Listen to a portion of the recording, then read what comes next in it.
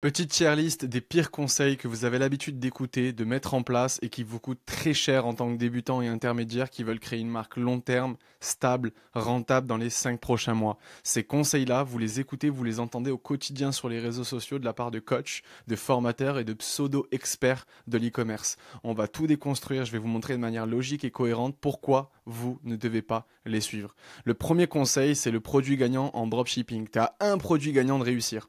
On va remettre les choses un petit peu dans son contexte. Le produit gagnant, c'est un terme qui vient de 2017.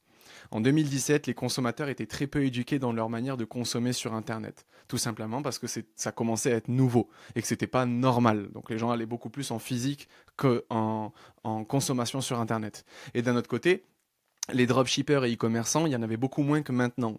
Ce qui fait que même avec un site de mauvaise qualité, des fautes d'orthographe, des mauvaises créatives, un manque de positionnement, un sourcing produit directement via AliExpress, du moment que tu avais un bon produit, ça fonctionnait. C'était uniquement le produit qui faisait en sorte que tu allais avoir du résultat.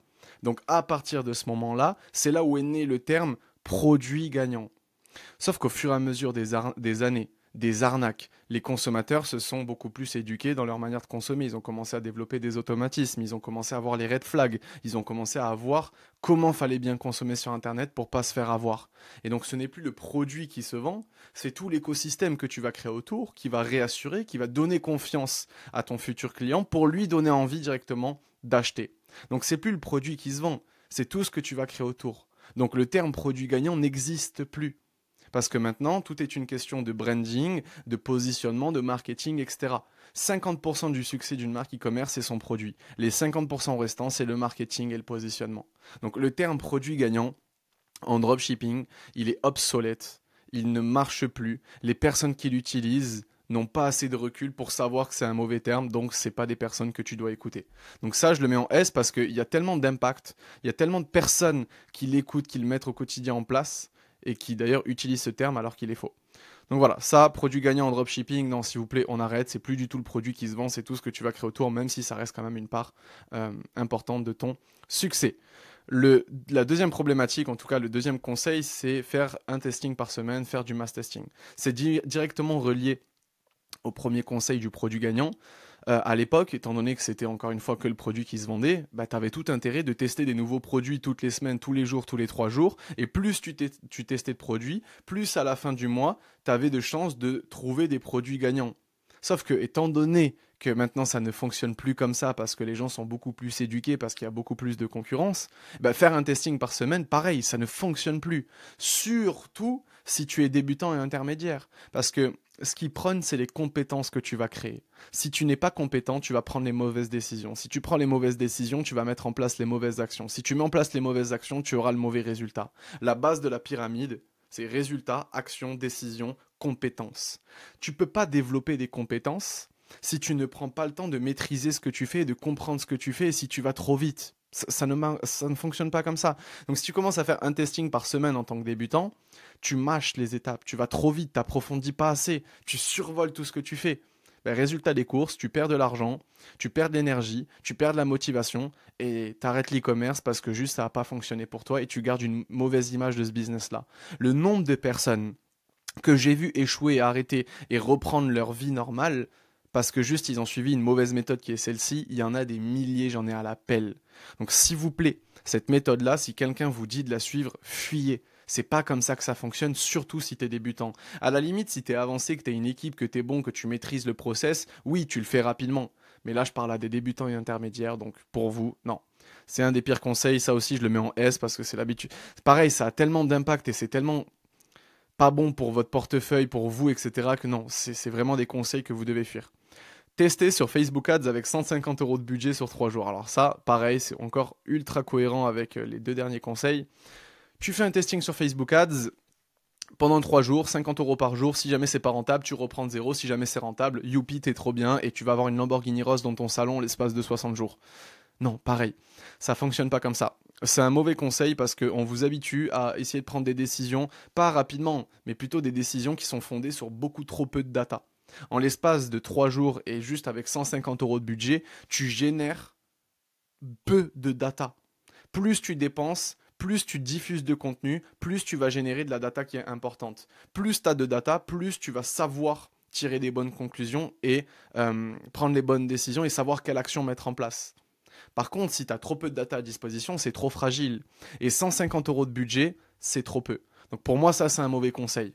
3 jours pour un débutant et remettre tout simplement l'état de santé de son business en jeu sur 3 jours, je trouve ça beaucoup trop court aussi. Maintenant, ce qui est bien, c'est pour ça que je ne vais pas le mettre en S, j'aime bien l'idée de se dire comme quoi tu peux rapidement savoir s'il y a un product market fit ou pas, je suis assez d'accord. Pour moi, si tu tiens vraiment un bon cocktail gagnant, t'as pas besoin d'attendre je sais pas combien de temps avant de savoir que vraiment ça fonctionne pour toi.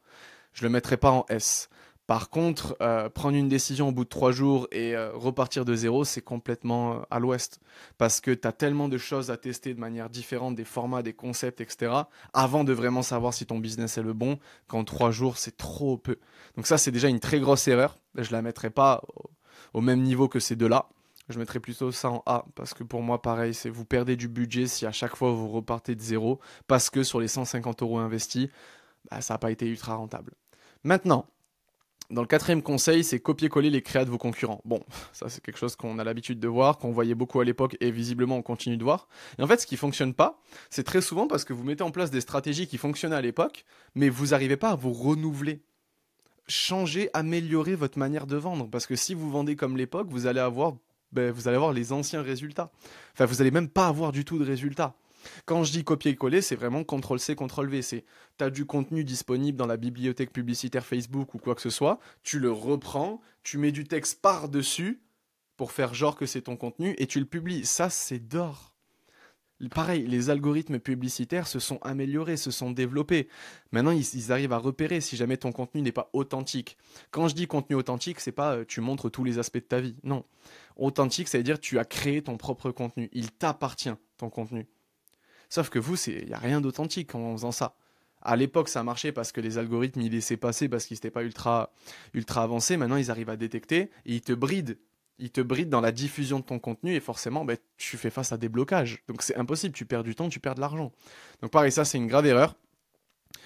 Maintenant, je ne suis pas dans la comparaison, je suis plus dans l'inspiration.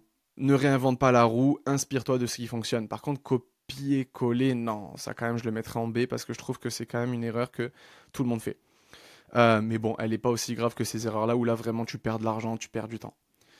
La cinquième erreur, c'est ne pas tester en organique parce que c'est long et c'est pas rentable. C'est la majorité des choses qu'on entend. Parce que oui, moi je teste efficacement mes produits. J'ai fait 5 millions d'euros de chiffre d'affaires. J'ai accompagné plus de 400 personnes dans l'espace de 3 ans et demi qui ont généré, accumulé plus de 9 millions d'euros de chiffre d'affaires. Donc forcément, je sais de quoi je parle et j'ai tout le temps testé en organique. Et très souvent, on a l'habitude de comparer les deux. L'organique ou l'ADS, les deux. C'est les meilleurs amis du monde, il ne faut pas les comparer. Maintenant, il faut savoir qu'un product market fit, ça ne s'achète pas. Si ton produit, il va vraiment te générer des millions, tu peux le savoir sans forcément mettre 50 € par jour. Parce que si un product market fit, ça s'achète, bah alors le plus riche, il gagne. Sauf que c'est pas comme ça que ça se passe, ok? Donc autant tester en organique. C'est gratuit, ça te fait monter en compétences, tu comprends ton business, c'est pas long parce que si jamais tu arrives à trouver le bon concept, le bon format, ça prend directement. Tu crées une communauté, c'est la meilleure chose que tu puisses avoir pour que les gens te voient comme quelqu'un de crédible et d'autoritaire. Et forcément, quelqu'un qui scrolle, qui te voit, qui voit ta publicité, qui appuie sur ta photo de profil parce qu'elle ne te connaissait pas il y a 10 minutes, elle voit que tu as 0 abonné sur Insta, elle va pas te faire confiance. Voilà pourquoi il faut faire de l'organique, pour toutes ces raisons-là. Et ensuite, quand tu vas faire de l'ADS pour développer à grande échelle ton projet et passer la seconde, parce que tu as commencé en organique, bah forcément le pixel il est déjà chaud, tu as du budget à réinvestir que tu as généré grâce à l'organique, et pour en fait toutes ces raisons-là, il n'y a que des feux verts pour tester en organique et non pas en ads. C'est pour ça que moi, toutes les personnes que j'accompagne, on démarre en organique. T'es pas obligé de montrer ta tête, c'est gratuit, c'est efficace, et les marques e-commerce qui font plus d'1 million d'euros à l'année, comme Boku, Nali, Sova, un bon maillot, quoi que ce soit, elles ont toutes commencé en organique. C'est qu'il y a une raison. Il n'y a rien de plus rentable que ça. Après toutes ces raisons, pour moi, c'est une grave erreur de tester en ads. Maintenant, si tu as du budget, que tu es vraiment, vraiment bon dans le domaine, tu peux te permettre de directement tester en ads. En tant que débutant, j'aurais tendance à mettre cette erreur ici parce qu'en fait, tu sais pas créer du bon contenu, t'as pas de budget pour assumer une vraie campagne de testing en ads, tu comprends rien aux data, un CTR, un CPM, un CPC, tu sais ce que c'est globalement, mais tu sais pas comment bien les interpréter et quand prendre la décision. Mais non, c'est l'équivalent de se tirer une balle dans le pied. Donc pour un débutant, j'aurais tendance à la mettre ici. Pour moi, c'est une grave erreur. Maintenant, au global, si on compte les personnes qui sont quand même assez bons dans le domaine, tester en ads, je trouve pas ça déconnant, donc je la mettrai aussi ici. Même si, malgré tout, si tu es débutant intermédiaire, teste en organique. Et ça, pour moi, c'est même pas une option, c'est obligatoire. Ensuite, déléguer ce que tu n'as jamais fait. Bon, ça, c'est les boutiques à 17 euros, tous ces trucs-là que vous déléguez au quotidien. Enfin, je ne comprends pas. Tu ne délègues pas quelque chose que tu ne sais pas faire. Parce que tu n'es pas légitime à pouvoir juger le travail d'une personne, sachant que toi, tu l'as jamais fait. C'est pas cohérent. C'est pas du tout cohérent. Donc, tant que tu sais pas faire, tu fais par toi-même. Une fois que tu sais faire et que tu as envie de gagner du temps, là, tu délègues. Et si tu n'as jamais fait de ta vie un site web, ne délègue pas le site web. Mais tu vas te faire arnaquer. Parce que tu sais pas ce que c'est un bon site web. Donc au début, tu fais tout. Tu fais tout. Tu es dans ton atelier, tu es un artisan, tu ouvres ton PC, tu fais tout. Même les choses que tu n'as pas envie de faire, tu les fais. Le business, c'est pas que du positif, c'est pas que du j'ai envie de faire ça donc je le fais. Non, non. Même des choses que tu n'as pas envie de faire, tu les fais quand même au début. Tu délègues rien, tu fais des économies, tu fais tout toi-même, tu deviens compétent. Et dès que tu cherches à gagner du temps parce que tu maîtrises, mais ça te prend quand même du temps de faire ça, là, tu délègues à quelqu'un qui est meilleur que toi, qui va se focus uniquement sur cette étape-là. Donc déléguer en tant que débutant intermédiaire, non. Dès que tu commences à être un peu plus avancé dans ton business, oui, absolument, parce que le but c'est qu'on soit des entrepreneurs. Pour ça, on travaille sur notre business et non pas dans notre business. Ça veut dire quoi? Dans ton business, et tu fais tout, tu es un employé, tu es un salarié déguisé. Sur ton business, c'est tu as des personnes qui s'occupent de mettre en place les actions à ta place. Toi, tout ce que tu fais, c'est prendre les bonnes décisions et savoir quelle action il faut justement mettre en place. Et ensuite, c'est des gens qui les mettent en place à ta place. Donc pour moi, déléguer, très très grosse erreur au début. Vous perdez du temps, vous perdez de l'argent, vous vous faites arnaquer. Ça vous dégoûte du business. Donc pour moi, ça, c'est ciao. Ensuite, pas besoin de tester beaucoup de créatives. Alors je parle en organique et aussi en ads, beaucoup de contenu ou quoi que ce soit. Beaucoup de personnes commencent à tirer des conclusions et remettre en question l'état de santé de leur business parce que juste ils n'ont pas eu beaucoup de résultats alors qu'ils ont testé à peine quelques créatifs, quelques contenus, en ads ou en organique. Ce qu'il faut que tu comprennes, c'est qu'encore une fois, on va revenir sur le testing avec 150 euros de budget sur 3 jours. Tu génères pas assez de data juste si tu tires des conclusions sur un seul contenu. C'est trop peu. Tu te bases sur trop peu de choses. Et en fait, vous faites face tous au problème de la variation. Si tu analyses ton business sur la journée, il y a tellement de variations à l'échelle d'une semaine, d'un mois, que non, c'est pas cohérent. Analyse plutôt ton business à l'échelle d'une semaine, voire à l'échelle de 2 semaines au début quand tu mets peu de budget et que tu postes peu de contenu. Plus tu postes du contenu par jour, plus tu génères de la data à la journée, plus là tu peux te permettre de regarder ton business sur les dernières 24 heures. Mais au début, quand tu postes un contenu par jour en organique ou que tu mets juste 150 euros de budget en 3 jours et qu'il y ait 50 euros de budget par jour, c'est pas assez pour regarder sur la journée ton business s'il en vaut la peine ou pas. Finalité des courses, vous devez tester le plus possible de créatives. C'est la base de tout, c'est la base du succès, que ça soit en ads ou en organique. Plus tu postes, plus tu atterris dans le feed de tes potentiels clients, plus ils te voient, plus ils te font confiance, plus ils vont acheter chez toi, tout simplement. Donc pas besoin de tester beaucoup de créatives, non. Vous devez tester énormément. Ça pour moi, grave erreur, on va la mettre en A parce que quand même, il faut faire la part des choses. Ces 3 erreurs-là sont très graves pour le coup. Avant-dernière erreur, utilisez uniquement le gratuit d'Internet. Alors, des vidéos YouTube, c'est bien, du contenu TikTok, c'est bien, du contenu Instagram, c'est bien, du contenu ce que tu veux, c'est bien, mais à un moment donné, il faut que tu payes. Il faut que tu investisses sur toi-même, sur ta connaissance, sur tes compétences. Il n'y a rien de mieux que ça. Et sauf que si tu évalues ta compétence et tes connaissances à 1000 euros, à une formation à 1500 euros, tu sous-évalues à quel point ton cerveau il vaut cher. Non, mets du budget, prépare 3, 4, 5 000 euros. Ouais, ça peut paraître énorme et peut-être que tu me fais les gros yeux. Va bosser, mets ça de côté pour te mettre un petit matelas de sécurité et faire bien les choses. Parce que je t'assure qu'avec 3, 4, 5 000 euros bien investis sur la bonne personne qui va vraiment t'aider pendant longtemps, ta vie elle change. Moi j'ai un mentor que j'ai payé 15 000 euros pour les 90 prochains jours. Je l'ai payé il y a à peu près il y a 2 semaines. J'ai fait 150 000 euros sur le mois de juin. Non, je l'ai payé, pardon, il y a un mois. J'ai fait 150 000 euros sur le mois de juin. Les 2 dernières semaines, c'est là où j'ai fait des grosses semaines. C'est grâce à lui. Il m'a donné un hack, il m'a donné un conseil que je devais mettre en place dans mes ads. Je l'ai mis en place. Boum, ça m'a fait exploser. Et ce conseil, il n'existe pas en gratuit sur les réseaux sociaux. C'est un mec qui est inconnu, qui n'est pas sur TikTok, qui n'est pas sur Insta, que j'ai payé, qui m'a donné un conseil parce que lui, il a fait plus de 200 millions d'euros de chiffre d'affaires. Tu vois? Donc il faut payer pour avoir des conseils que les autres n'ont pas. Parce que le gratuit, sache que tout le monde l'a. Tout le monde l'a. Tout le monde y a accès. Paye ce que très peu de gens peuvent se payer parce que c'est là où tu vas rentrer finalement dans un cercle et tu vas mettre en place ce que 99% des gens ne mettent pas en place. Si tu fais comme 99% des gens, tu auras le même résultat que 99% des gens. À un moment donné, faut que tu mettes de l'argent sur la table, faut que tu investisses sur toi-même. Si tu es intéressé par un accompagnement, check le lien qui est en bio, je t'accompagne en one-one pendant 5 mois et ensemble on y va main dans la main, je te guide tous les jours et on crée ta première marque e-commerce à succès. C'est gratuit, tu peux check directement le lien en bio. Donc voilà, ça pour moi, je le mettrai quand même en B, je le mettrai pas en A ou en S parce qu'il y a quand même des gens qui sont smart, qui savent très bien faire de l'argent en ligne, je le mettrai même en C, même si quand même ça reste important d'investir sur soi-même et ça doit même être ta priorité si jamais tu es tout seul dans ton coin, ça marche plus trop ça en 2025. Et enfin, on va terminer cette vidéo avec ça, les marchés étrangers. Ah là là, le nombre de questions que je reçois là-dessus. Est-ce que je dois me lancer sur le marché français ou pas? T'es débutant, t'es intermédiaire, ton marché par défaut c'est le marché français, arrête de réfléchir 3 ans, lance-toi sur le marché français. Parce que chaque marché a sa manière de consommer, a sa vision des choses, a ses codes. Et en fait, juste te lancer en traduisant ta boutique, mais non merci. Si tu as envie de te lancer sur le marché US, ok, mais plonge-toi dans le marché US pour vraiment comprendre les codes, le marketing, comment ça se passe, parce que les codes sont complètement différents que le marché français. Donc ça nécessite des semaines de travail pour vraiment te plonger dans ce marché-là, le comprendre comme si c'était ton marché naturel. Au début, te casse pas la tête avec ça, ça prend trop de temps.